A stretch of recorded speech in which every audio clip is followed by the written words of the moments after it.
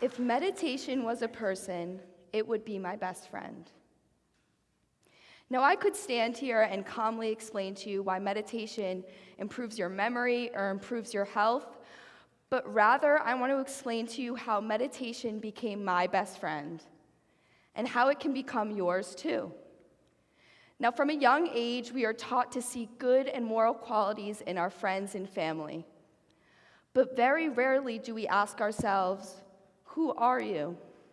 Do you know yourself? Or how do you define yourself? Now, before meditation, if someone asked me, do you know yourself? The answer would be yes. Now, my journey started in middle school, where most of you are sitting here today, when I thought I knew myself. I was confident because I was good at tennis, good at lacrosse, good at piano, and had a great family. But quickly, my confidence was shattered. I was tremendously bullied. Now, I'm not going to get into the details, but I was miserable. I didn't tell anyone about the bullying, my parents or my friends. I thought if I kept it to myself, that I would be fine if I just concentrated on my sports and my music. But I was wrong. I was upset and didn't want to go to school every day.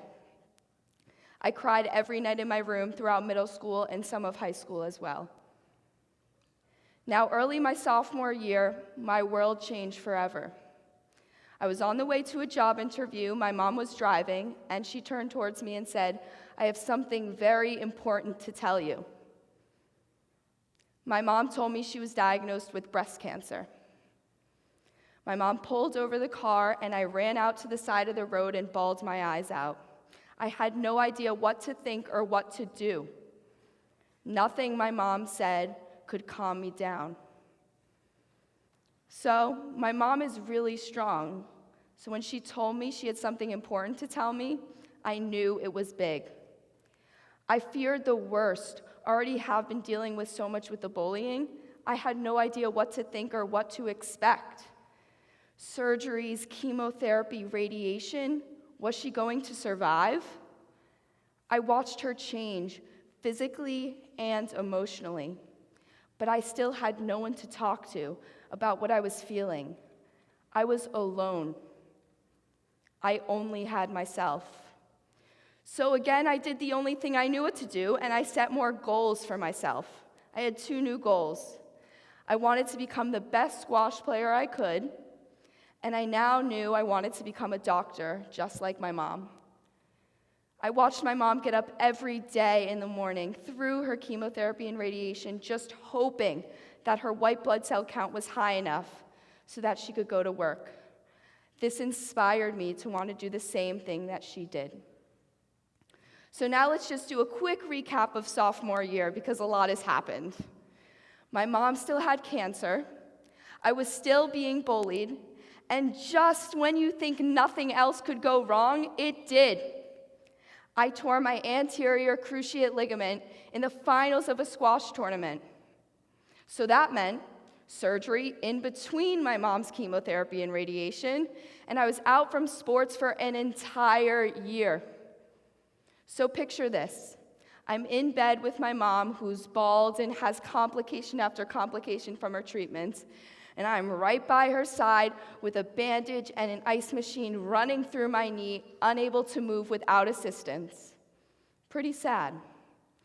So my mom and I thought, what could we possibly do to not feel bad for ourselves? I thought, what could help my mom? How could I make her feel better through the chemotherapy and the radiation, physically and emotionally?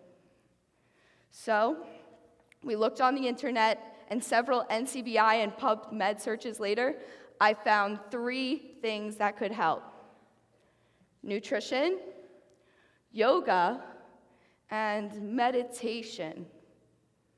Now, I looked up the word meditation, and it seemed very esoteric.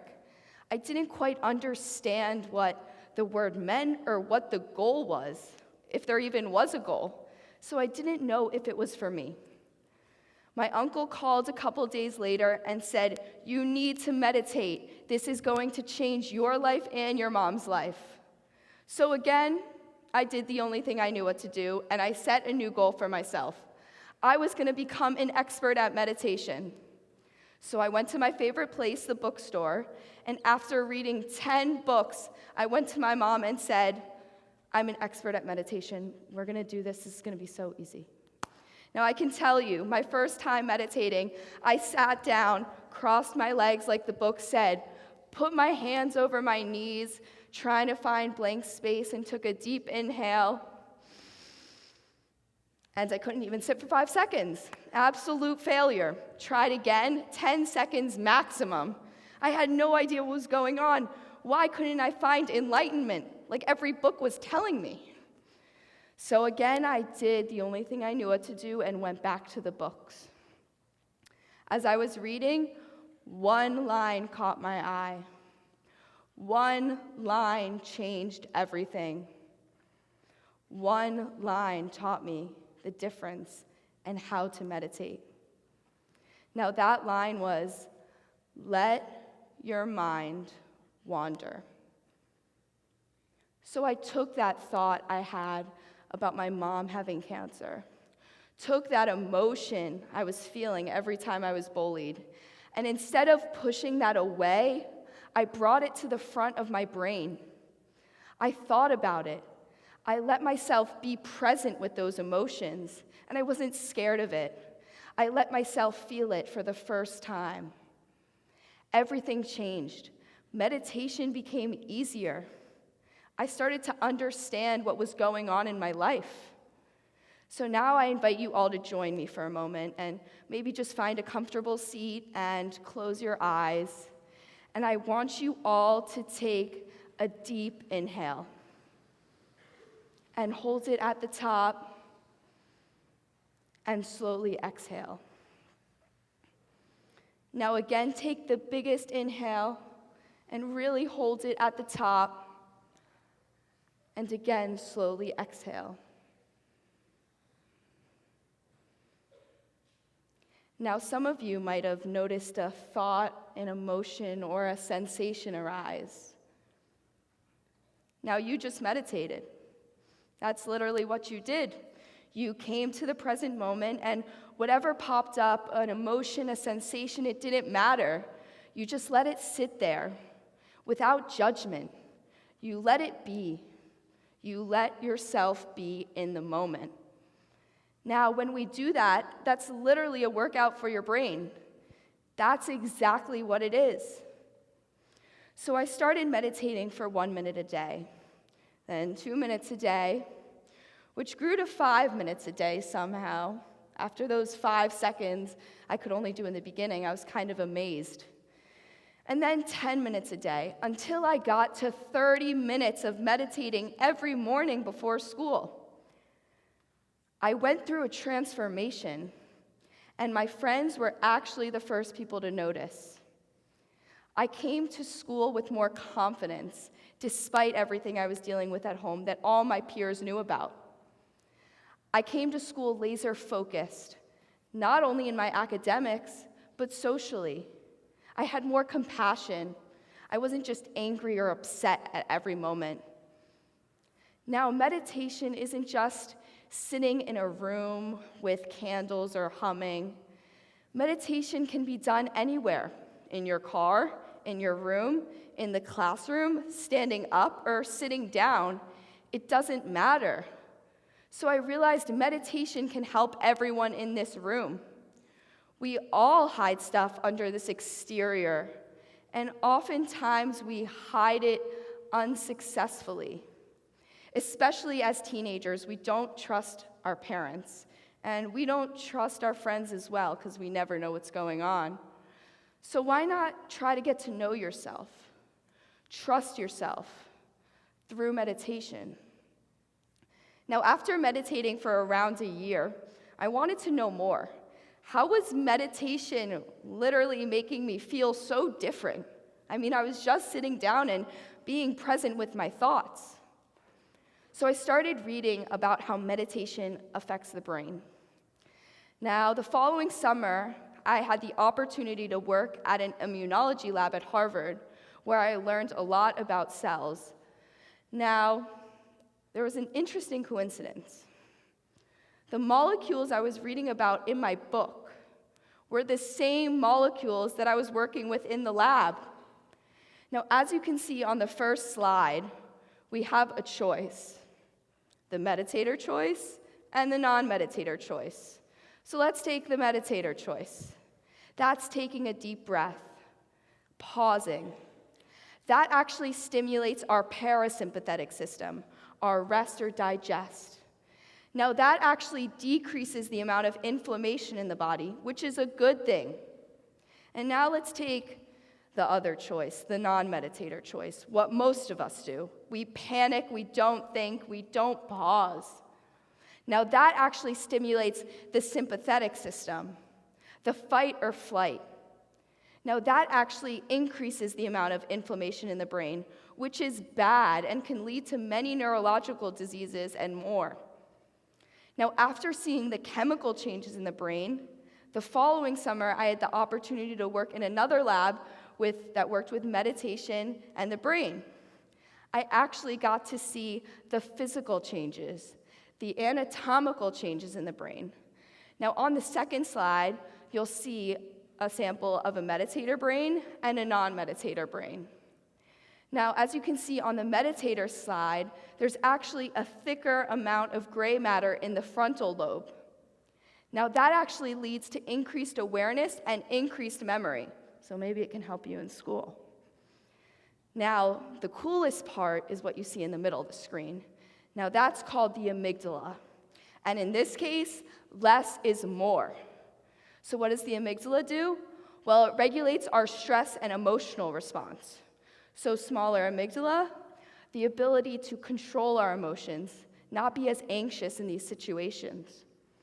So after doing this research, I realized how much meditation could help with real problems. In fact, I want everyone to look at the person sitting to their right. And now I want everyone to look at the person sitting to their left.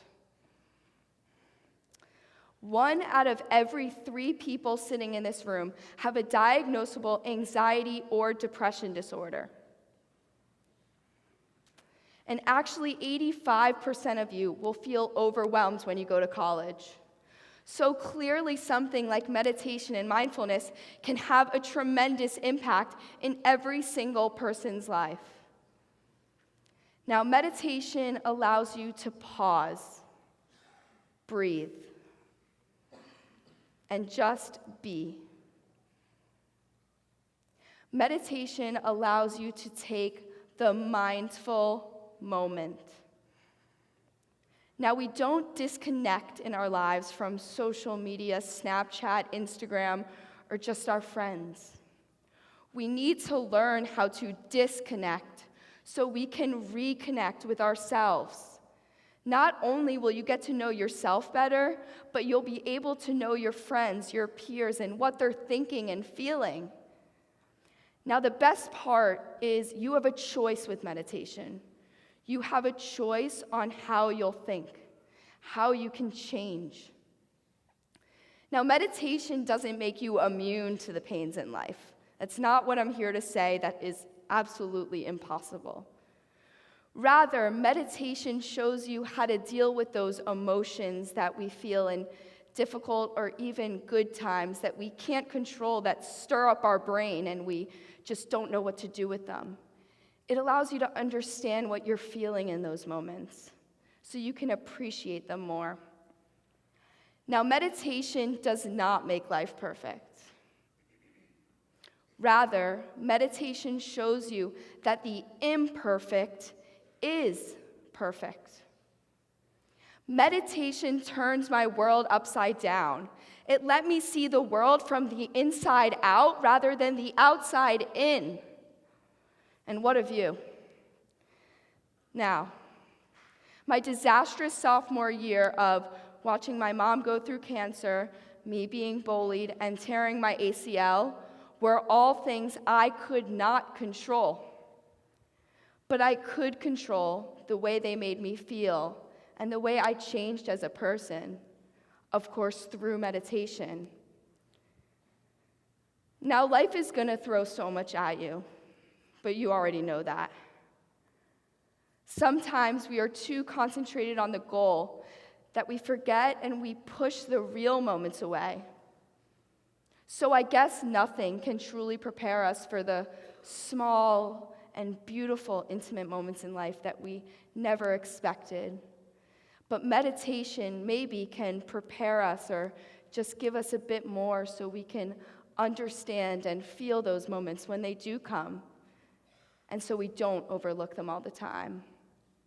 Now, at your lowest points, when friends and family don't seem to understand what you're feeling or thinking, there's only one thing